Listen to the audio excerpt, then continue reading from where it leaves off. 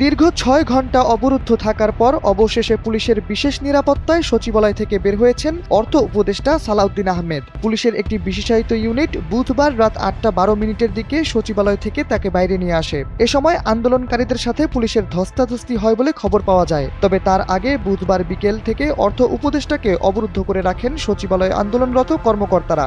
দাবি আদায়ে তারা অর্থ উপদেষ্টাকে অবরুদ্ধ করে নানাবিধ স্লোগান দিতে থাকেন। এ সময় তারা অর্থ উপদেষ্টাকে বুধবারের মধ্যে সকল দাবি মেনে নিতে বললেও জবাবে অর্থ উপদেষ্টা ও অর্থ সচিবের পক্ষ থেকে জানানো হয়, আন্দোলনকারীদের দাবি মেনে নিয়ে আগামী সোমবারের মধ্যে প্রজ্ঞাপন জারি করবে সরকার। জবাবে আরও কঠোর হুঁশিয়ারি দেন আন্দোলনকারীরা।